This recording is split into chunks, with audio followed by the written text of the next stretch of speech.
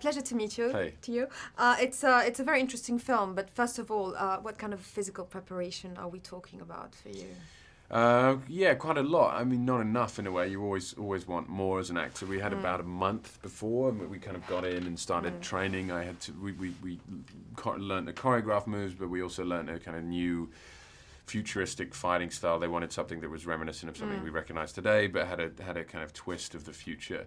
And then on top of that, I kind of had to go to the gym and put on a bit of weight because I wanted him to physically look like someone that was potentially dangerous. Yeah, and very assertive as well. I mean, in a kind of quiet way, which I found really interesting, you know. Yeah, it's very interesting to play him so quiet because there's so much backstory to the character that we only see the surface of in here. So how much did that inform the role? Did you read the 3 stories or did you just stop to what you're telling us now? I read the 2. I didn't read the 3rd one. I mean, I thought the 3rd one would inform, well, it wasn't out at that point, but even if it was, I wouldn't have read it because I think I didn't want to inform my character too much. But the second novel was important because you learn a bit about his mother, you learn some of this backstory, you learn why he's so damaged and has these walls up, and then the first book we did use as a resource quite a lot. I mean, inevitably there are things that you lose to changing to a movie. The mediums are different, obviously, but you know, we would go back, Shay and I, and re-look at the scenes in the novel and pick out things that we could use, pick out things that we didn't think were right,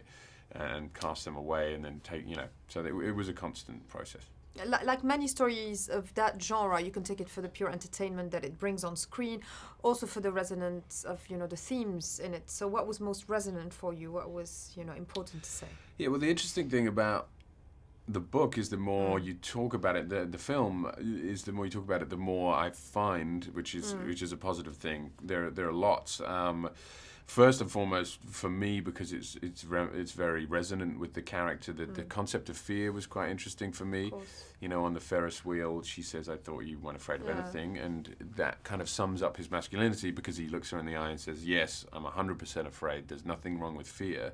Everyone's, you know, fearful of something. It's human nature. It's just about how you get over it, how you conquer it, and how you move on from it." And I think that's quite an interesting theme. Then a couple of others. I mean, the big one is choice. Of course. There's Parental choice. relations. Parental relations. Then there are these kind of historical, you know, parallels. You know, it's a kind of genocide with this Divergent. There's you know, communism with conformity. Communism and conformity. Nazi Germany with this Aryan efficiency with the erudite and Kate Winslet's character. So yeah, those a few things. A few things to dive into.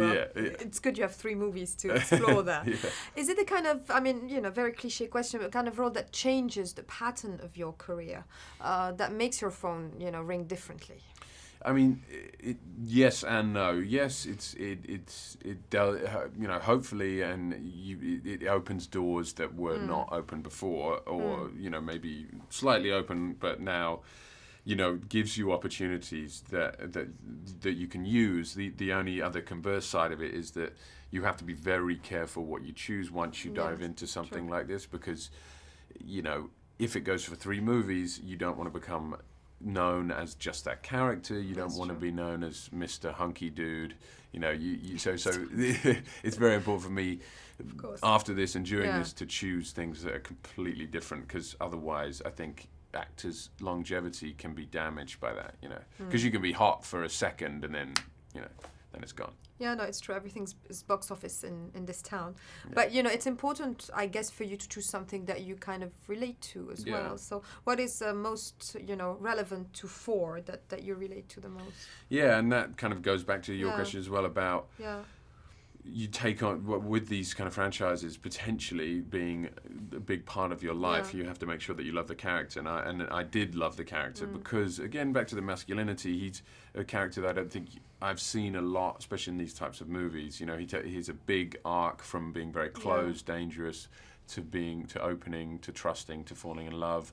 He's very real. That's what I like about him. Oh, good. Yeah, and I like the idea of someone who doesn't need to be the loudest voice. You know, he has presence, but he doesn't need to be jamming his toughness down someone's throat, you know.